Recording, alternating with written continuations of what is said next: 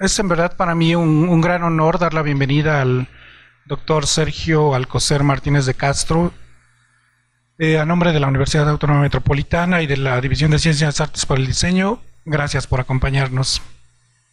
El doctor Sergio Alcocer es investigador del Instituto de Ingeniería de la Universidad Nacional Autónoma de México, fundador y presidente de México Exponencial, Centro de Reflexión Estratégico para el Desarrollo de Políticas y Estrategias sobre la Incorporación de las Tecnologías Exponenciales en México. Fue subsecretario de Planeación Energética y Desarrollo Tecnológico de la Secretaría de Energía y subsecretario para América del Norte de la Secretaría de Relaciones Exteriores. Fue secretario general, coordinador de Innovación y Desarrollo y director del Instituto de Ingeniería de la UNAM. Es miembro del Comité Asesor en Seguridad Estructural de la Ciudad de México. El doctor Alcocer es miembro extranjero de la Academia de Ingeniería de los Estados Unidos, expresidente y miembro honorario de la Sociedad Mexicana de Ingeniería Estructural, la SMIE, y expresidente de la Academia de Ingeniería de México. Es miembro de la Academia Mexicana de Ciencias, vicepresidente del Colegio de Ingenieros Civiles de México y miembro de la Junta Directiva de Fundación ICA. Ha sido consejero independiente de empresas ICA y de Iberdrola México. En 2017 recibió el doctorado honoris causa en Ciencias por la Universidad de Arizona. En el año 2001 recibió la distinción Universidad Nacional para Jóvenes Académicos en el área de Innovación Tecnológica y Diseño Industrial y el Premio de Investigación de la Academia Mexicana de Ciencias en el área de Investigación Tecnológica. En 2007 recibió el Premio de Ingeniería Estructural en la Vivienda de la Sociedad Mexicana de Ingeniería Estructural. En 2015 fue nombrado exalumno distinguido de la Escuela de Ingeniería de la Universidad de Texas en Austin. El doctor Alcocer es miembro activo en varias sociedades técnicas, como el Instituto Americano del Concreto, el Instituto de Investigación sobre Ingeniería Sísmica, la Asociación Internacional sobre Puentes e Ingeniería Estructural y la Federación Internacional del Concreto. El doctor Alcocer es ingeniero civil de la Facultad de Ingeniería de la UNAM y doctor en Ingeniería de la Universidad de Texas en Austin. Como se darán cuenta, es un lujo tener al doctor Alcocer con nosotros. Muchas gracias. Un aplauso, por favor, para recibirlo.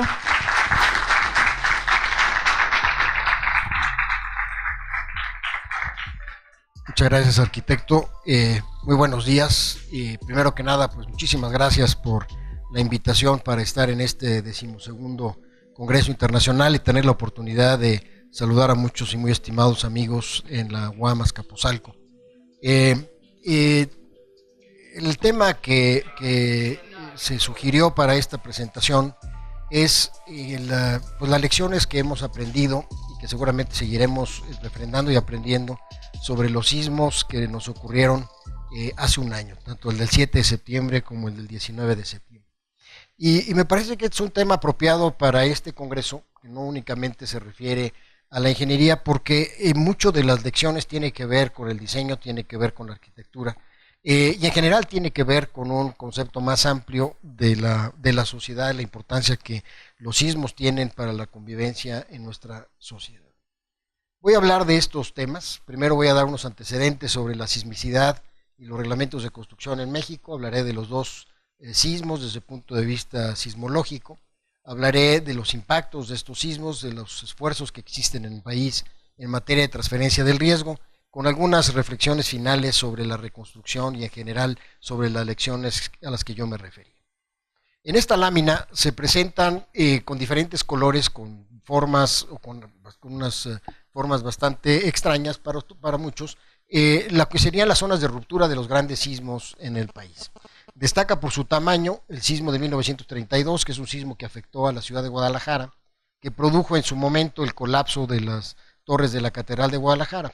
No pasó mucho más porque la ciudad, si bien era relativamente grande, no era mucho más pequeña de lo que es ahora y realmente hubo pocos impactos más allá de los materiales en este temblor, que fue un temblor de magnitud 8.2. Ese era el temblor hasta el año pasado más grande que habíamos tenido en la ciudad, en el país en tiempos modernos. Los otros temblores, como ven ustedes aquí, han venido llenando los espacios o las brechas sísmicas, que son aquellos espacios en donde se acumula la energía producto de la placa del Pacífico, particularmente la subplaca de Cocos, que subduce por debajo de la placa norteamericana. Este es el caso del sismo de 1985, que ven ustedes aquí, que ocurrió hace 33 años ya, y sin embargo tenemos aquí un espacio que todavía ha quedado hueco, que es lo que se denomina la brecha de Guerrero, en donde, si los sismólogos tienen razón, se puede producir un sismo por el tamaño del área de ruptura, que sería lo que estoy aquí delineando, un sismo cuya magnitud sería equivalente a un 8.2, un 8.3. Es para este sismo que estamos diseñando la Ciudad de México, en particular porque es la distancia más corta a la zona de subducción desde la Ciudad de México. También tenemos otra brecha, que presumiblemente es una brecha asísmica, en la zona de Tehuantepec, y que se pensó que se había desactivado precisamente por la ocurrencia del temblor del 7 de septiembre del año pasado. Sin embargo, como se pudo ver, y lo voy a presentar un poco más adelante, este sismo que se presentó aquí el 7 de septiembre no es un sismo propiamente de subducción, en el sentido que se haya presentado en la entrecara de la placa que subduce con la placa de Norteamérica, sino es un sismo que se produjo por la ruptura de la placa, que una vez que ha subducido a 58 kilómetros se rompe en el interior de la Tierra. Lo que queda claro aquí es que la zona más sismogénica del país es la zona o es la costa del Océano Pacífico, que produce grandes sismos con periodos de recurrencia elevados, no como ocurre en otros países del mundo. Para fines de diseño sísmico, el país se apoya en la zonificación que establece la Comisión Federal de Electricidad del año de 2015, que esencialmente se puede representar, como está aquí en este mapa, en 4 grandes zonas. Una zona de alto peligro sísmico, de mediano peligro sísmico, de mediano bajo y bajo peligro sísmico. Entre la amarilla, la naranja y la roja tenemos esencialmente al 90% de la población. Eso hace especialmente sensible el fenómeno sísmico para nuestro país por la importancia que tiene en términos de la densidad de los bienes expuestos y naturalmente de la población que está expuesta en esta zona. México, como sabemos, es una federación compuesta por entidades federativas que son, de acuerdo con la Constitución política, autónomas y libres, y esto hace que cada uno de los estados, y más aún los municipios, por el artículo 115, tenga la facultad de regir el uso de suelo. Esto hace que entonces los reglamentos de construcción que tenemos, en realidad se refieren a entidades federativas, cuando las entidades federativas han logrado acordar reglamentos de construcción a nivel estatal con sus municipios, o incluso reglamentos de construcción a nivel municipal. No tenemos un reglamento de construcción nacional, lo cual hace que el nivel de seguridad y el nivel de capacitación, de entrenamiento de nuestros profesionistas asociados al diseño sísmico o en el diseño estructural en general sea bastante heterogéneo. Y esa es una de las deficiencias que tenemos que subsanar, y espero que se pueda subsanar próximamente, con alguna idea de tener un reglamento modelo que nos permita ser adoptado por los estados y por los municipios. Mientras tanto, no tenemos un reglamento nacional. Ustedes se preguntarán entonces cómo se diseña en el país contra sismo. Bueno, pues lo que hace, por ejemplo, una ciudad como Oaxaca, pues es tomar el reglamento de construcciones del Distrito Federal como un reglamento de referencia, como un reglamento modelo, le hacen algún tipo de adecuación relativa con los materiales de construcción locales, con el peligro sísmico, con el peligro por el viento, y esencialmente el resto del cuerpo del reglamento, como son las normas con las que propiamente se detallan los elementos estructurales, son las que provienen del Distrito Federal o de la Ciudad de México ahora. Lo mismo sucede para otras entidades de la República, quizá la excepción sea el Estado de Guerrero, que tiene un reglamento que se ha esmerado por tener un reglamento más coherente, más consistente con las propias características del Estado de Guerrero. En algunas otras entidades federativas, prácticamente en el caso del norte del país, tenemos una mezcolanza bastante heterogénea, en donde por una parte utilizan como referencia al reglamento del Distrito Federal y por otro lado toman a los reglamentos americanos por la proclividad que tienen nuestros paisanos de esa zona del norte del país de referenciar mucho de su desarrollo en bienes raíces con las normas norteamericanas. Entonces tienen una mezcolanza en donde utilizan reglamentos americanos o estándares americanos con reglamentos mexicanos que no siempre conducen a unos niveles de seguridad heterogéneos. homogéneo. Estos son los datos más importantes del sismo del 7 de septiembre. Es un sismo de magnitud 8.2. Es un sismo que es el más grande registrado. El anterior que mencioné, en 1932, no teníamos equipos de registro en la zona donde ocurrió el sismo. En este caso sí teníamos algunos equipos colocados en esta zona. Es un sismo que ocurrió, como mencionaba anteriormente, en lo que se conoce como la brecha sísmica de Tehuantepec. Es una zona muy compleja desde el punto de vista geológico, en donde hay la intersección de varias placas que hacen que esencialmente se muevan con velocidades distintas en la subducción estas placas en esta zona. El sismo es un sismo denominado de intraplaca. Como mencioné, no es un sismo que se haya producido en la interfase entre la placa que subduce y la placa de Norteamérica, sino que es un sismo que se produce por la ruptura de la placa que ya subdujo, que ya se metió dentro de la placa de Norteamérica y que a 57 kilómetros de profundidad se rompe. Y esto es producto de que conforme se va subduciendo la placa, se va fracturando la placa, y estas fracturas eventualmente por el peso propio de la placa se rompen. Lo que tenemos adentro de la Tierra no es que esté vacía la Tierra naturalmente, pero sí tenemos un material relativamente plástico, producto del calor interno de la Tierra, que es lo que permite que efectivamente se pueda romper la placa al interior a 58 kilómetros de profundidad. El daño se circunscribió esencialmente a la zona epicentral, los estados de Oaxaca y de Chiapas. No tuvimos daños importantes en la Ciudad de México, por la sencilla razón de que el epicentro ocurrió a 700 kilómetros de nuestra ciudad capital. Un sismo que ha producido hasta la fecha más de 25,000 réplicas, siendo la más grande de ellas de magnitud 6.1. Ven ustedes aquí un mapa en donde se ilustran los epicentros de todas las réplicas, en donde nos ilustran la traza del área de ruptura, que tuvo además una direccionalidad hacia el noroeste, lo cual pues se evidenció eventualmente con un mayor daño justamente en esas poblaciones. Los daños estuvieron circunscritos esencialmente en las edificaciones construidas a base de mampostería simple, ya sea mampostería de piezas de adobe o bien de piezas que tienen normalmente una baja resistencia a la compresión y una baja resistencia a la tensión.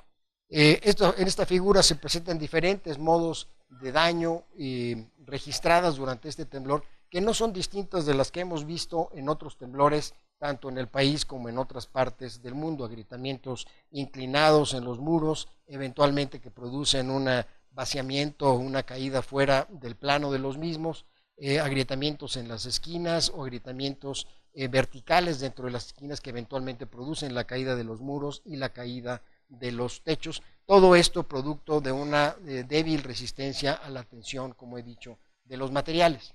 No obstante esto, en la zona epicentral se evidenció el excelente comportamiento de la mampostería confinada. Este es un sistema constructivo que provino de Italia en los años 40 en la Ciudad de México y que se ha extendido en el país como un sistema relativamente de fácil construcción, cuyo comportamiento ha sido muy favorable, primero frente a sismos y segundo frente a asentamientos diferenciales, que es de hecho la razón por la cual llegó a la Ciudad de México. Vean ustedes aquí un par de estructuras. Esta se ve claramente la disposición de los castillos y las dalas en muros sensiblemente cuadrados, en donde no experimentaron ningún agrietamiento, no obstante que se encontraban en la zona epicentral. En contraste, este sismo causó importantes daños en monumentos históricos. Lo mismo ocurrió con el siguiente sismo, el del 19 de septiembre, en una zona en donde sabemos hay una enorme riqueza cultural en monumentos, tanto en iglesias como en palacios, muchos de los cuales están construidos igualmente con adobe o bien están construidos con sillares de piedra, con mampostería sin prismática, en donde no se utiliza el refuerzo. La razón es porque pues, sencillamente en la época que se construía no se utilizaba ningún tipo de refuerzo en su construcción. Y lo vemos en el lado izquierdo, una iglesia de adobe que perdió totalmente los campanarios laterales y buena parte de la bóveda.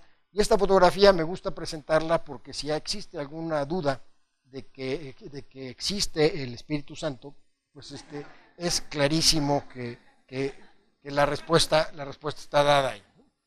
En el caso de los edificios de concreto, los daños fueron pocos porque hay pocas estructuras de concreto en esa zona. No es una ciudad grande, son pequeñas ciudades con edificios relativamente bajos, y los daños que se registraron en los edificios de concreto fueron en aquellos diseñados en las épocas de los 60, 70, que no tienen un criterio de diseño incorporado adecuado para resistir los sismos. Un ejemplo de ellos, quizá no se alcance a apreciar en esta fotografía, es el refuerzo en las uniones de las vigas con las columnas, en donde el refuerzo, además de que estar por fuera, el refuerzo de la viga del refuerzo de la columna, no tiene los estribos que actualmente los reglamentos de construcción exigen para confinar el concreto y evitar que una vez que se agriete, se desmorone. Como ven ustedes aquí, ya hay huecos producto de ese agrietamiento y desprendimiento del concreto una vez agrietado.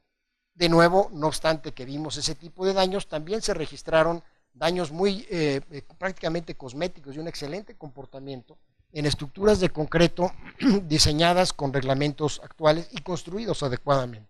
Este es el caso de un mercado de un solo piso en Ixtaltepec, Oaxaca, a unos 200 kilómetros del epicentro. Aunque suene mucho estos 200 kilómetros, en realidad fue una de las zonas con mayor intensidad en términos de aceleración, que fue construido en el año de 2009 a base de marcos de concreto, con muros divisorios adecuadamente separados de la estructura, y el único agrietamiento que se lograba percibir era justamente el agrietamiento en las juntas entre los muros divisorios y la estructura de concreto. La estructura de concreto no experimentó ningún agrietamiento durante el sismo. Se estaba utilizando al momento de la visita, esto habrá sido quizá 2 o 3 días después del temblor, se estaba utilizando como un espacio de almacenamiento para víveres, pero no se utilizaba para fines comerciales por el hecho de que tenía otro uso en ese momento, pero no porque tuviese ningún daño la estructura.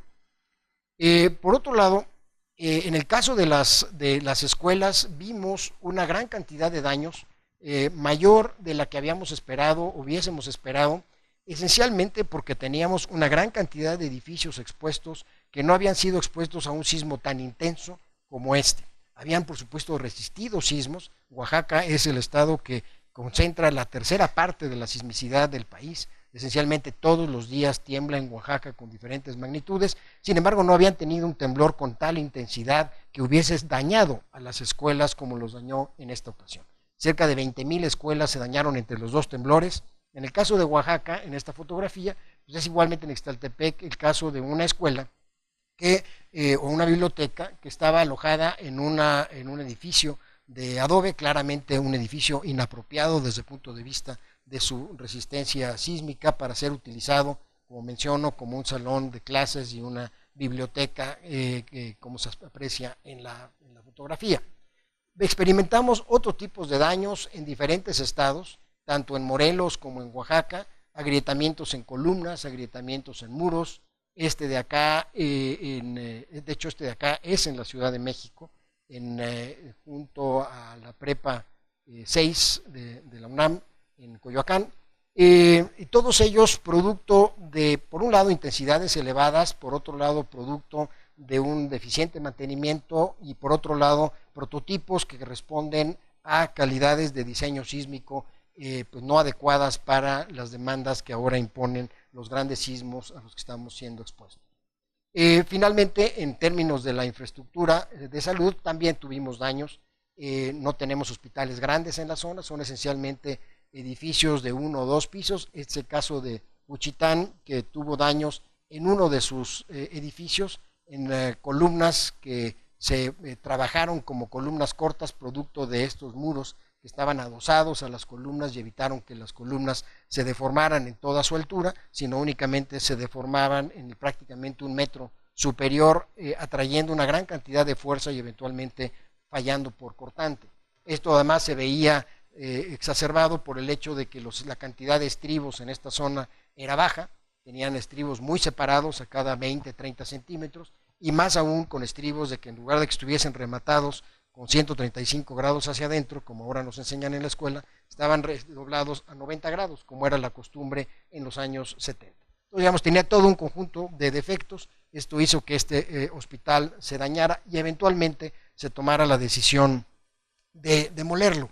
Una decisión muy controvertida, dado que el daño exclusivamente estaban en unos cuantos elementos como este, se pudo haber reparado y nos pudimos haber ahorrado como país la reconstrucción de todo un hospital. Pero bueno, esa fue la decisión que en su momento se tomó por parte de las autoridades de salud.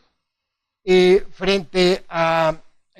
cuanto a lo que viene, el siguiente temblor es el del 19 de septiembre, como nos recordaremos todos. Este es un temblor que ocurrió hacia la 1:15 de la tarde, minutos después de que se había terminado el simulacro que año con año se realiza conmemorando el temblor de 1985.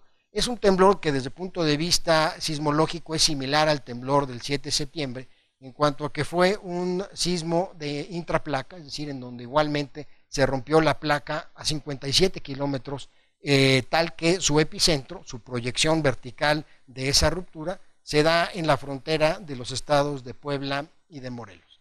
A diferencia del de 700 kilómetros de distancia del 7 de septiembre, este tuvo una distancia a la Ciudad de México de 120 kilómetros. Y además, dado el tamaño de la Ciudad de México, pues 120 kilómetros depende desde dónde los mida uno. En este caso, desde el centro de la ciudad. Sin embargo, desde la zona sur de la ciudad, prácticamente ya se comió 20 kilómetros. Entonces, la distancia del epicentro para Xochimilco y Tláhuac pues es del orden de 110, 105 kilómetros de la distancia al epicentro. Es un sismo que por sus características tuvo mucho menos réplicas. Se han registrado, de acuerdo con el Servicio Sismológico Nacional, 39 réplicas exclusivamente, que no es algo inusual para este tipo de temblores. Este no es el primero que nos ocurre en esta zona. Hemos tenido varios otros temblores, esencialmente en sentido este-oeste, que es la traza de cómo se mete la placa abajo, la placa de Cocos abajo de la placa de Norteamérica. El más reciente fue en 1995 en Tehuacán, Puebla, cuyo epicentro estuvo en Tehuacán, Puebla, que causó una gran cantidad de daños en monumentos históricos, en iglesias, varias de las cuales se volvieron a dañar. Algunas de las que se habían rehabilitado en el 95 les fue mejor en este temblor, y es parte de los estudios que se están haciendo para mejorar el comportamiento de estos monumentos. En cuanto a las aceleraciones, concretamente el caso de la Ciudad de México, este es el sismo, el 19 de septiembre del 2017, que ha generado las intensidades en términos de aceleración y velocidad más altas al menos en Ciudad Universitaria. Este es el caso, estos son los registros que se tienen desde cerca de 50 años, en donde la aceleración más intensa había sido la de 30 centímetros por segundo cuadrado del 19 de septiembre de 1985, y ahora se tuvo prácticamente el doble de la aceleración en este temblor. Sin embargo, es necesario entender cuál es el impacto que tuvo el temblor en todo el Valle de México, y esto tiene que ver con la frecuencia con la cual que tiene el registro o que generó el propio sismo.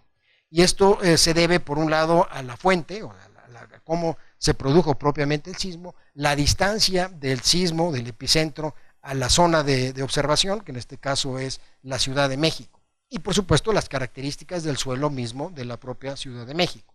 Las dos figuras de la izquierda se refieren al temblor del 85, las dos de la derecha al temblor del 17, las dos de arriba se refieren a cómo vibraría el suelo en una zona de vibración de un segundo. Estemos parados en una zona en donde el suelo mismo tiene un periodo de vibración de 1 segundo, y las dos de abajo para un periodo de 2 segundos. Vean ustedes que en el caso del 85, las zonas más intensas están localizadas en esta franja de aquí de la ciudad, con una zona importante hacia el este, un poco donde estaría ubicado el nuevo aeropuerto. Bueno, quién sabe cuál va a ser el nuevo aeropuerto, pero el que está ahorita en construcción, digamos, del que sí hay proyecto. Y en el otro caso es para periodos de 2 segundos. Y en el caso de 2017, vean ustedes que las demandas o los desplazamientos en esa misma zona fueron muy pequeñitos, estuvieron entre azules y verdes muy pálidos. No obstante, en contraste, vemos que para zonas de oscilaciones, de periodos de vibración del orden de 1 segundo, tuvimos una intensidad muy considerable en una traza más o menos norte-sur, que sigue lo que antiguamente fue, o lo que es la ribera de los antiguos lagos, el antiguo lago de Texcoco, en la Ciudad de México.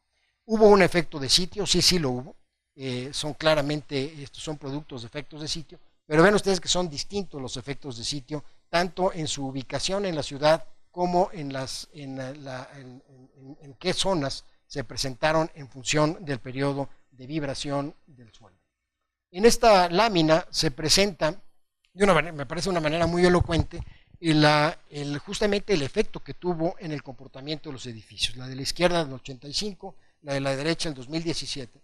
Vean ustedes que en el 85 la mayor cantidad de daños, de colapsos o daño total, como se refiere aquí, que son los triángulos rojos, están concentrados en la zona centro de la ciudad, lo que sería esencialmente la delegación Cuauhtémoc, para poderlo circunscribir en términos geográficos. La diferencia está en el caso de 2017 en que hay una distribución mucho más ampliamente distribuida, una distribución más alargada, más dispersa, siguiendo lo que son justamente la ribera del lago que mencionaba anteriormente, del lago de Texcoco hacia el este, con la zona de lomas que crece hacia el poniente. Con daño relevante muy al sur de la ciudad, cosa que no habíamos experimentado con esa intensidad en la zona del agua de Xochimilco, y también repitiendo daños igualmente hacia el centro de la Ciudad de México. De acuerdo con los datos oficiales del gobierno de la Ciudad de México, se registraron 38 colapsos, 23 de los cuales en edificios entre 4 y 7 pisos. Esta es una tabla que construimos el doctor Luciano Fernández y un servidor, y de lo cual lo que es interesante es tratar de explicar cómo se presentaron, en qué edificios se presentaron estos colapsos. Vimos que hubo prácticamente la mitad de los casos de colapsos se dieron en edificios con pisos suaves o pisos débiles, son los que mencionaba el doctor Amador Terán en su plática hace unos minutos, edificios con irregularidades en esquina, que no es nada nuevo. En 1985 tuvimos daños en edificios en esquina que tienen una configuración estructural, si no se cuida, poco apta para resistir los sismos, porque se tienen dos fachadas esencialmente cerradas hacia los vecinos y dos fachadas abiertas hacia las calles, y esto hace que las oscilaciones del edificio sean predominantemente por torsión, con daños muy considerables producto de estas oscilaciones. Losas planas, 7 edificios. Este es un sistema que sabemos que es poco apto para resistir sismos de intensidad importante, de que imponen grandes deformaciones laterales. La modificación que se hizo a raíz de este temblor fue justo en el caso de las normas de concreto, es prácticamente de prohibir las losas planas a menos que se utilicen con algún elemento que restringe el desplazamiento lateral, como es el caso de la incorporación de muros de concreto. Golpeteos en edificios y en general edificios que tenían una pobre resistencia lateral, igualmente un mantenimiento deficiente. De los 38 colapsos, solamente un edificio fue diseñado y construido posteriormente al 85. Esto nos marca la clara diferencia que existe cuando se aplica un reglamento adecuado, un reglamento moderno, que es un reglamento que es más exigente en cuanto a los requisitos de diseño sísmico, que produce estructuras con un mejor comportamiento, a diferencia de estructuras que son más vulnerables, diseñadas con normatividades que han sido superadas en términos de su detallado y en general de la configuración estructural. Aquí presento algunas fotografías de daños que ilustran pues muchas de estas lecciones en términos de la configuración estructural, y como mencionaba, algunas son lecciones aprendidas y que estamos reaprendiendo un año después o varios años después, en el caso, si comparamos con el 85. Es el caso de las losas planas, en donde de nuevo tuvimos daños con losas planas. Son edificios, muchos de los cuales fueron construidos anteriormente al 85 y que ahora fueron demandados por las propias características del sismo en zonas donde no habíamos experimentado daños. Sin embargo, sí para el sistema estructural. Tuvimos, como mencioné, casos de golpeteo. Es el caso de un edificio en la zona de la colonia Roma. Tenemos muchos casos de estos potenciales en la Roma, la Condesa, en edificios que se construyeron en su época con separaciones muy escasas para la normatividad actual, que cumplían en su momento 5 centímetros, cosa del estilo, y que claramente ahora son insuficientes. Edificios en esquina. Este de la foto de la izquierda es en la esquina de Gabriel Mancera y Escocia, un edificio que colapsó. Quizá no se aprecia en la fotografía, pero las losas tienden a venirse hacia mí, que yo hice la fotografía, producto justamente de este efecto de torsión en donde el edificio colapsó hacia propiamente la esquina. Este edificio de la derecha en la calle de Toluca, unas cuadras de la casa del doctor González Cuevas, ex rector de esta universidad, que ya tuvo daños, o había tenido daños este edificio en el 85, se rehabilitó, no de manera muy convincente, y volvió a tener daños. Finalmente ya está en proceso de demolición. Este de acá, pues que todos conocemos por la tragedia que implicó el fallecimiento de cerca de 22 chicos que quedaron atrapados en la escuela Repsamen, una escuela que colapsó por una debilidad en su resistencia estructural. No colapsó porque tuviera o no permisos. Yo debo decirles que fui personalmente a los días posteriores al sismo. Yo no vi ningún jacuzzi, no había acabados de lujo. Sí había una losa perforada que se había hecho para conectar la oficina de la directora con su departamento que estaba arriba, pero pues un agujero que no importaba realmente desde el punto de vista del comportamiento. La razón del colapso de esta escuela es que es una escuela que se diseñó para una fuerza sísmica equivalente de la mitad, al menos, de lo que le impuso este nuevo sismo. Se pudo haber evitado esto, y ahí hay un tema de interpretación que hay que resolver desde el punto de vista reglamentario. Esta escuela no tuvo daños en 1985, no había tenido daños en sismos posteriores. Cuando se revisó la escuela no tener daños, se concluyó que no era necesaria su evaluación y su rehabilitación, y es por eso que la escuela estaba así. Claramente en escuelas como son, o edificios como estos, que son del tipo de grupo A, no basta una revisión ocular, se requiere una revisión más profunda, y en su caso se requiere de manera incremental ir mejorando sus características para resistir los sismos.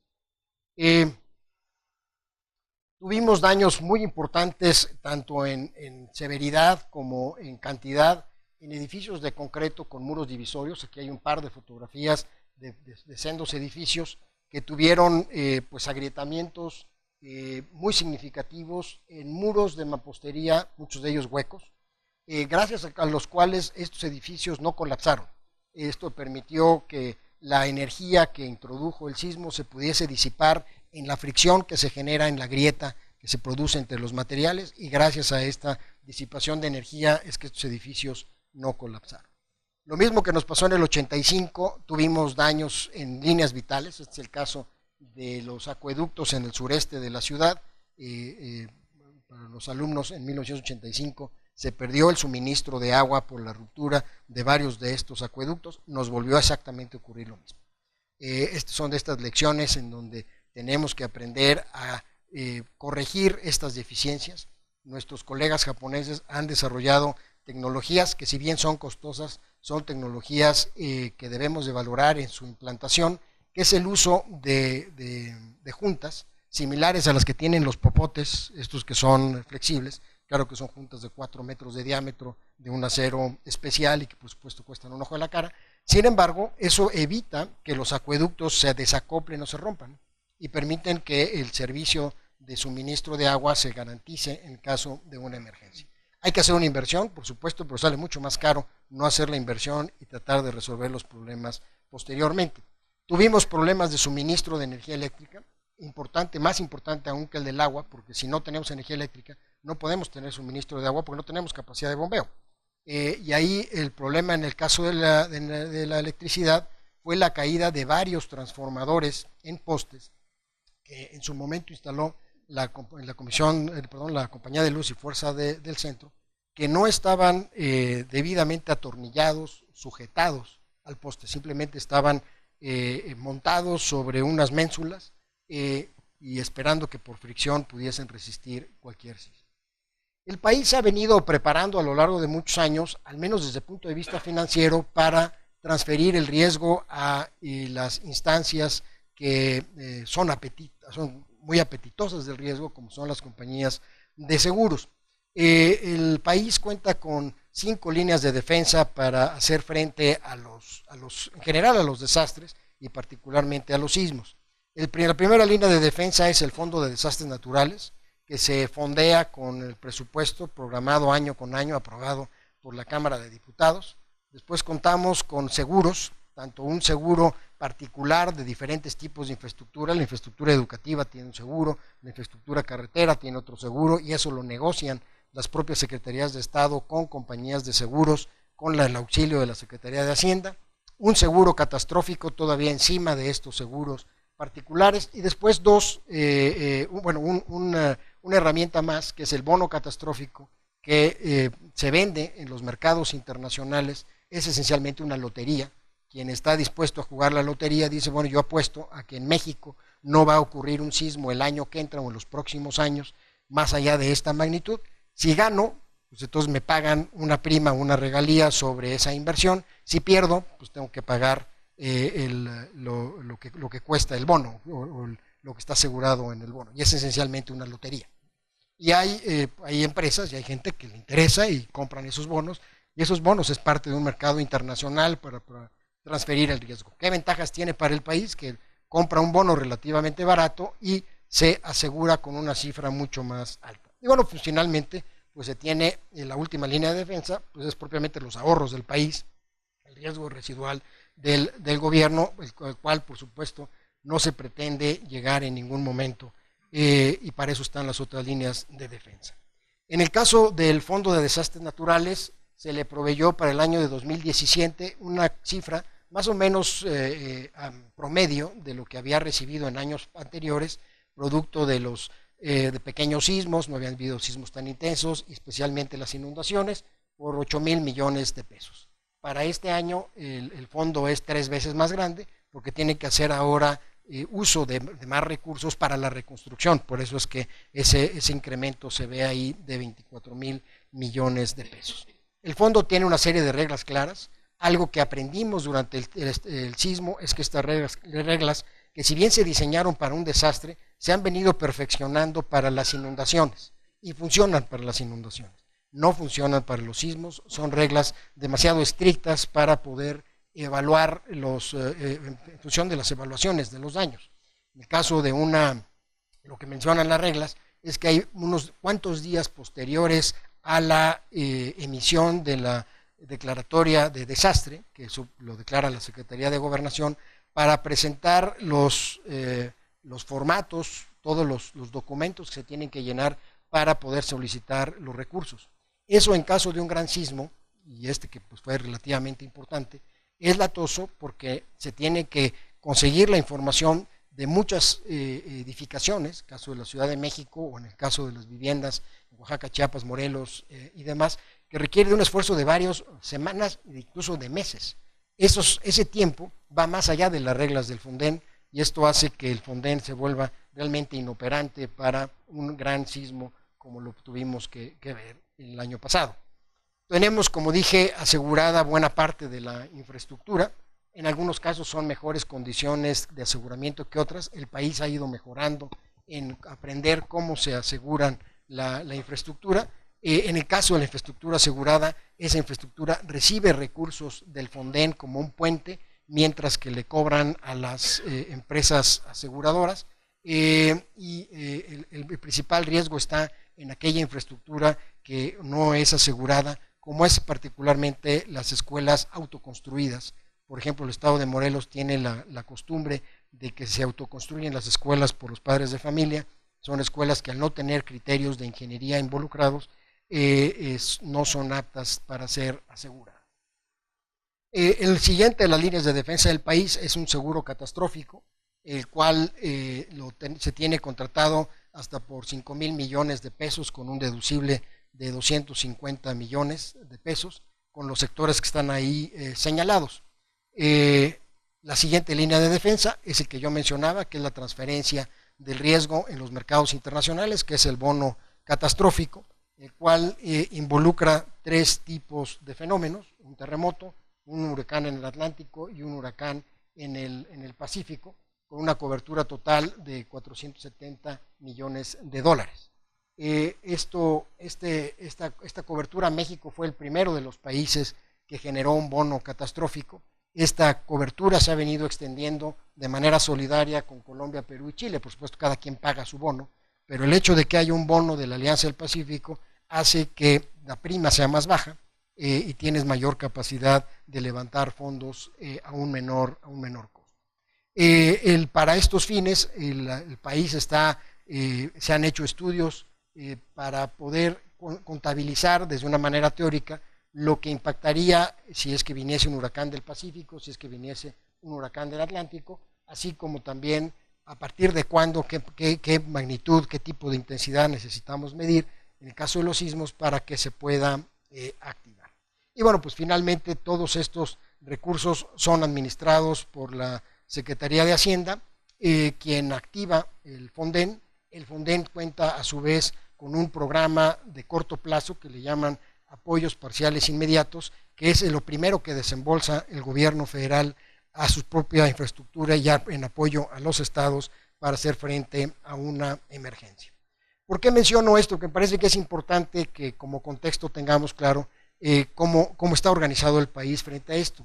Los montos o los recursos que hasta la fecha se han autorizado para responder a estos dos temblores es de 47,000 millones de pesos. Eso más o menos equivale a 2.500 millones de dólares. Eso es lo que hasta ahora es probable que sea el impacto. No se ha terminado la reconstrucción, como sabemos, de viviendas, escuelas, hospitales, pero el estimado de la Secretaría de Hacienda es de estos 47,000 millones de pesos.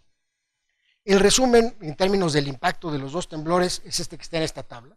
Tuvimos que lamentar el fallecimiento de 477 personas. Solamente en el temblor del 19 de septiembre fueron 369 de las 477 personas. Y a su vez, dentro de esas destacan 228 en la Ciudad de México. Esto nos refuerza el hecho de la importancia de trabajar en ciudades complejas como la de la Ciudad de México para reducir la vulnerabilidad, reducir el riesgo de los edificios frente a sismo, ya que podemos reducir con medidas complejas ciertamente, pero puntualizadas en los edificios, de una manera muy dramática la pérdida de vidas humanas. En el caso del 7 de septiembre, los fallecimientos estuvieron muy distribuidos en la zona epicentral. La ventaja que tienen estas zonas de contar con edificaciones de bajos pisos, básicamente son de un solo piso, que rápidamente los usuarios, los ocupantes de las viviendas o de los comercios pueden salir y en caso de que colapse la estructura no sufren, no fallecen, podrán sufrir algún tipo de lastimadura, qué sé yo, pero no fallecen. En términos de las viviendas, se tuvieron que lamentar 180,000 viviendas dañadas, de las cuales hay entre reconstruir y por rehabilitar cerca de 100,000. Y en caso de escuelas, casi 20,000 escuelas dañadas, de las cuales hay prácticamente 7,000 que están entre reconstrucción total, que son nuevos edificios, o bien 6,800 que están en proceso de rehabilitación. Del orden de 130 instalaciones de salud y más de 2,000 monumentos históricos de manera conjunta. En algunos casos, monumentos históricos que se habían dañado en el primer temblor, se dañaron más en el segundo temblor. Es el caso de los que estaban en la zona sur de Puebla, norte de Oaxaca, que ya se habían dañado en el primer temblor y naturalmente con el segundo temblor se dañaron mucho más. Aquí presento lo que se ha aportado por parte de estos fondos a la reconstrucción, juntando los dos sismos en las 10 entidades federativas donde se registraron los mayores daños. Esto es los avances que hasta la fecha se tienen de los 46,000 millones de pesos aprobados. Se han autorizado ya en ejercicio 22,000, casi 23,000 millones de pesos. Del Fonden hay que sumarle a estos los 6,800, de estos 22,000, los 6,800 que se desembolsaron en los días siguientes del sismo para atender las necesidades de la población, llevar alimentos, llevar medicinas, equipar o dar herramientas a las brigadas locales para fines de evaluación, etcétera, y que hasta la fecha pues lo que se ha desembolsado esencialmente es 31,000 millones de pesos faltarían por desembolsar los otros 15,000. En términos de las coberturas, se han cobrado de los 5,000 millones de pesos del seguro catastrófico 2,777. En el bono catastrófico ya se cobraron en su totalidad los 2,557. Se están en cobro en pendientes 13,000. Y hay por ahí, si bien está asegurado la infraestructura del país en 87,000, hasta la fecha solamente se han cobrado 3,000 millones de pesos. Entonces, la ventaja de tener estos sistemas de aseguramiento, 3,000 más 13 más 2 más 5, pues es que lo que tiene que desembolsar el país en términos de sus ahorros es mucho menor si no contáramos con estos esquemas. Para atender a la gente, lo que se hizo por parte fundamentalmente del gobierno federal fue disponer de una serie de tarjetas, 164,000 tarjetas de Bansefi, que se entregaron para cubrir a través de ellas la posible compra de materiales, ya sea por daño parcial o por daño total. Había tarjetas que se le dio a la gente para que pudiesen subsistir y unas tarjetas que podían utilizar para comprar materiales de construcción y únicamente podían comprar materiales de construcción para la reconstrucción. Aquí hay algunos datos adicionales sobre cómo se ha venido bajando. Yo quisiera pasar al caso de la Ciudad de México en concreto, en donde con recursos de la Ciudad de México se han destinado 6,000 millones de pesos a la reconstrucción de la ciudad. Estas son láminas que presentó el comisionado de la reconstrucción hace unos días. Están actualmente en proceso, se han demolido 62 edificios afectados por el sismo y hay unos 3 o 4 más que en este momento están en proceso y algunos otros más que están en dictaminación. Una de las cosas que hemos aprendido es que necesitamos utilizar la tecnología y las herramientas de mayor avance con mayor profusión. No es muy, como diría yo, estimulante pues el demoler edificios a base de jalarlos, ¿no? Hay otro tipo de herramientas que habría que utilizar, pero bueno. Se han aprobado pagos o apoyos por parte del gobierno de la ciudad de 120 proyectos de rehabilitación y de reconstrucción. Se tiene pensado en total, de acuerdo con las estimaciones del gobierno de la ciudad, que habrá de 220 a 250 edificios que eventualmente se rehabiliten. De esos, más o menos la mitad ya están en proceso o incluso ya se han terminado. La información de todo esto está en la plataforma CDMX, que es una plataforma que fue evolucionando, primero como un espacio para subir lo que las diferentes brigadas de evaluación estaban generando. Por un lado, el Colegio de Ingenieros Civiles, junto con la Sociedad Mexicana de Ingeniería Estructural, dispusieron de una serie de 40 brigadas que pues peinaron la zona mayormente dañada. Lo mismo hicieron el Colegio de Arquitectos, universidades, no sé si la UAM lo hizo, pero la UNAM sí lo hizo, en fin. Esto llevó a que hubiese una heterogeneidad muy amplia en los criterios que se utilizaron para evaluar las estructuras. Y hay casos reportados de edificios en donde llegaron 4 o 5 brigadas con 4 o 5 dictámenes distintos. Llegaba Protección Civil de la delegación, que decía lo que hay que hacer es tirar su edificio. Llegaba la brigada, lo que hay que hacer es simplemente apuntalarla y puede usted entrar a sacar las cosas, y había otro que decía no se preocupe, no le pasa nada, con 2 maestros con yeso se resuelve el tema. Entonces, digamos, sí había una heterogeneidad muy amplia en esto, y esto pues nos lleva a la necesidad de pensar cómo debemos como ciudad, que tenemos que responder en materia de evaluación. Entonces, originalmente la plataforma fue un receptorio de todas estas evaluaciones. Y esto, al evidenciarse la heterogeneidad, la contradicción que había entre las cédulas de evaluación, ha obligado a ir depurando poco a poco el contenido de la plataforma. En la plataforma pueden ustedes buscar edificios ahora ya particulares en términos de su dirección, específicos, y poder identificar si esos edificios fueron evaluados o no. Si no han sido evaluados, se puede solicitar al gobierno de la ciudad que lo haga.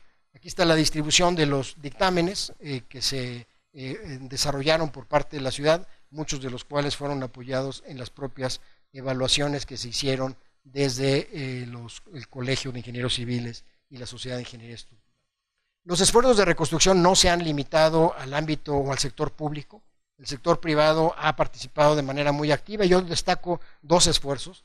El primero, el de la Fundación Carlos Slim, que ha pues reparado 130 escuelas, todavía tiene 41 en proceso, beneficiando a 70,000 estudiantes. En el patrimonio cultural han restaurado 40 inmuebles, 14 que están en proceso, 30 de capillas abiertas en Puebla. Son rehabilitaciones de carácter cosmético, no se han metido a las rehabilitaciones estructurales, porque eso, como ustedes saben, requiere de un dictamen del Instituto Nacional de Antropología e Historia, lo cual tomará mucho más tiempo. Entonces, lo que han hecho esencialmente es recuperar las actividades en los templos. En el caso de las viviendas, quizá lo más importante de la Fundación es su trabajo en la zona sur de la ciudad, en la zona de Xochimilco y de Tláhuac, en donde han dispuesto recursos para construir viviendas como las que ven ustedes aquí, que son prototipos de 1 o de 2 niveles, y un esfuerzo similar lo están haciendo igualmente en Oaxaca. En el caso de salud han trabajado en dos áreas. Por un lado, en restituir las capacidades de operación de los grandes hospitales de México, me refiero a los institutos nacionales de cancerología, nutrición, en fin, que tuvieron algún tipo de daño. Rápidamente entraron las empresas del ingeniero Slim, y por otro lado han venido trabajando en otras unidades de salud en diferentes partes del país, naturalmente Oaxaca y Chiapas con mayor énfasis, y de nuevo no interviniéndolas estructuralmente, sino recuperando la capacidad de operación de estos hospitales. Aquí debo señalar que se dispuso por parte de la Fundación Slim, cuando se dice uno dispuso la Fundación Slim, dispuso el ingeniero Slim, de 2.500 millones de pesos. De esos 2.500 millones de pesos se han generado de intereses en los bancos del ingeniero Slim 150 millones de pesos. Se han gastado 180. Entonces, esencialmente siguen teniendo el capital original y no han logrado bajar muchos de estos recursos por la demora que ha tenido, especialmente en las zonas de Oaxaca y Chiapas, la liberación de los predios de aquellas viviendas que resultaron colapsadas y que no se ha logrado liberar el escombro, no se ha logrado retirar y resolver pues, los problemas locales, los problemas sociales. El otro de los esfuerzos es el del Fideicomiso Fuerza México, un esfuerzo mucho más complejo porque involucró la concertación de esfuerzos de diferentes instancias, de organismos cúpula del sector privado, con una presencia en 8 estados de los más afectados, con un beneficio de 40,000 personas, bajo estos 3 principios que se plantearon, que era una agilidad de la respuesta, que no ha sido, o sea, ha sido bastante lento y bastante tortuoso la manera en que han ejercido los recursos, transparencia absoluta, que más o menos lo han ido logrando y que en parte ha sido una camisa de fuerza que se han autoimpuesto, y por otro lado el dar un valor añadido a la reconstrucción, que ha sido un problema, porque han dependido mucho de fundaciones privadas, de ONGs, que tienen un trabajo sin duda muy encomiable de apoyo hacia las comunidades, pero que buscan repetir o repiten prototipos que no mejoran, en el punto de vista sísmico, la seguridad sísmica. Afortunadamente, en el comité técnico de este fideicomiso participa la Sociedad de Ingeniería Estructural y ellos se han dado a la tarea de revisar estos prototipos. Este fideicomiso ha funcionado esencialmente a base de donaciones que provinieron de varios lados. No existía el Fideicomiso Fuerza México, fue creado para ello y se ha hecho de recursos de otras fundaciones. Hasta la fecha pues han multiplicado por 6 lo que han recibido de otras donaciones y el total del monto disponible es de 400 millones de pesos. Lo que contrasta con la Fundación Carlos Slim, primero es que, bueno, 6 veces menos en términos de dinero, y por otro lado lo tortuoso que ha sido que este fideicomiso haya sido en términos de su efectividad. Vinieron recursos de varios lados, embajadas como los que ven ustedes aquí, que pues amablemente ofrecieron recursos, Corea, China y Tailandia, de organismos internacionales como el BID, en fin, o la Agencia Francesa de Desarrollo, y bueno, pues finalmente lo que es al mismo tiempo muy encomiable de un esfuerzo del sector privado es que en estas cifras no se ve una contribución de las empresas. Pocas empresas realmente contribuyeron con dinero a este fideicomiso, ni las extranjeras ni las mexicanas, Entonces, digamos, es un esfuerzo que me parece que es importante aprender. Me voy a mis últimas láminas, que se refieren después de todo esto, cuáles serían algunas reflexiones finales de lecciones aprendidas, y hago mucho énfasis en reaprendidas, quizá para los más jóvenes en la sala, que no habían experimentado el sismo del 85, son lecciones por aprender. Para quienes tenemos un poco más de años, es para reaprender.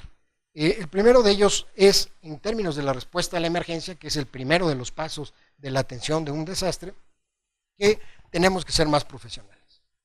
No hemos logrado profesionalizar la atención, al menos de un sismo en el país, ya no digamos en la Ciudad de México, en el país en general.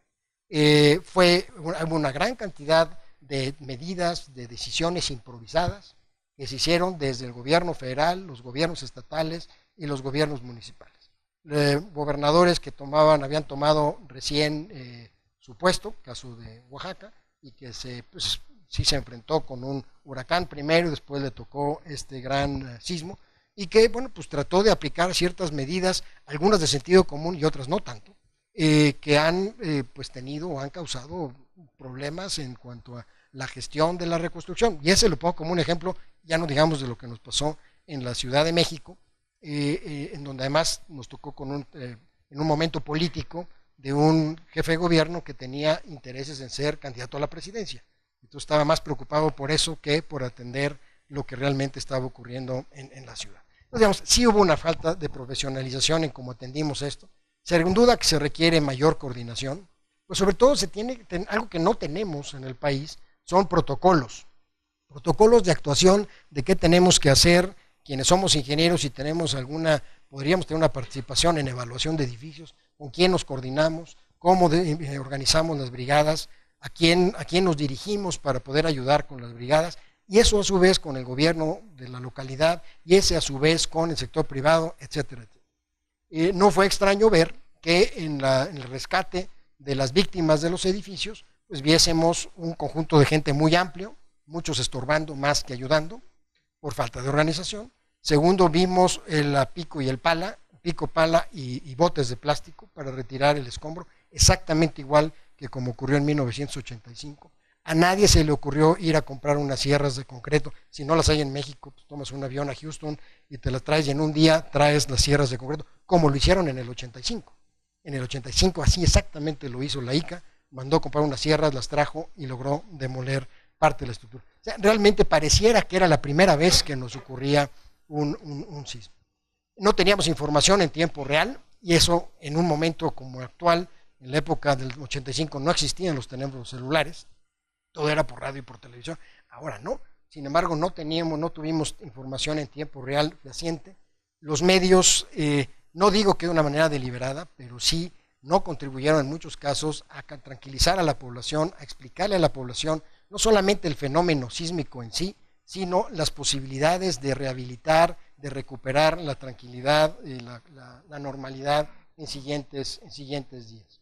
Claramente esto nos lleva en la segunda etapa ya de un desastre, que es propiamente la parte preventiva, en la cual nos estaríamos empezando en próximos años, pues a tener una cultura de la prevención y de la resiliencia de las comunidades, en donde se parta de educar a la gente, al mismo tiempo de que contemos con un plan de incremento de la resiliencia, tanto para la ciudad como el país en general, apoyada en una agenda de investigación y desarrollo.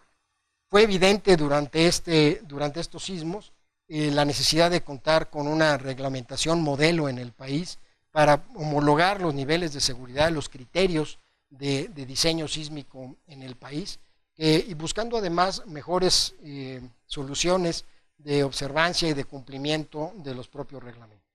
Fue claro la ausencia en términos de la suficiencia en términos de número y en algunos casos incluso de conocimiento de los ingenieros estructurales. Basta mencionar que una ciudad como Auckland, en Nueva Zelanda, es una zona sísmica naturalmente, tiene en términos relativos 20 veces más ingenieros especializados en estructuras que la Ciudad de México, en términos relativos. Entonces, esto nos debe de alertar, porque el sismo va a seguir presente. ¿Cuándo va a temblar? No lo sabemos, pero ciertamente tenemos que estar preparados para ello y para eso necesitamos contar con los especialistas que puedan atender desde un punto de vista preventivo y después del sismo lo que se requiere. Volvimos a aprender que hay tipologías que son vulnerables y son las mismas esencialmente que fueron vulnerables en el 85. Los edificios que se nos cayeron en el 85 en términos de su tipología son los mismos que se nos cayeron en términos de su tipología ahora. Bueno, esos edificios, esas tipologías pues están condenadas a tener daño en un próximo temblor si es que en su ubicación hay una demanda suficientemente elevada para que pues los excite, los acelere y los deforme de manera significativa. Es por eso que con estas experiencias pues necesitamos un plan para incrementar la resiliencia de la ciudad. Y aquí se ha planteado ya está incluida una propuesta que está incluida en el programa de reconstrucción y transformación de la Ciudad de México que publicó todavía el jefe de gobierno Miguel Ángel Mancera. Y hay un apartado en donde habla con 5 objetivos generales de tener un plan de incremento de resiliencia. Obviamente lo más importante es proteger la vida, y para la Ciudad de México es muy importante proteger el patrimonio y la economía, por el patrimonio que la Ciudad de México resguarda, en términos de monumentos históricos, por ejemplo, o la importancia relativa que tiene la Ciudad de México para el país en términos de su economía. Para la Ciudad de México es enormemente importante que su capacidad de respuesta sea mayor, que su cantidad de daños producidos por un sismo sea la menor posible, porque eso impacta a la economía no nada más de la ciudad, sino de todo el país. Y se ha planteado, como parte de este plan, una segunda etapa. La primera ya se cumplió, que fue la revisión de las normas técnicas complementarias, 13 normas técnicas complementarias que se publicaron en diciembre del año pasado, propiamente del plan para incrementar, el contar con una serie de programas estratégicos que vayan dirigidos en un esfuerzo de largo aliento, que nos va a tomar 5 o 10 años, porque tiene que ser un esfuerzo sostenido, complejo, costoso, sin lugar a dudas, para que reforcemos los edificios, primero que nada para que no se nos caigan, y tiene que ser un reforzamiento incremental. Imposible que una ciudad de este tamaño podamos llegar al concepto de cero daño, o de muy poco daño, de un solo brinco.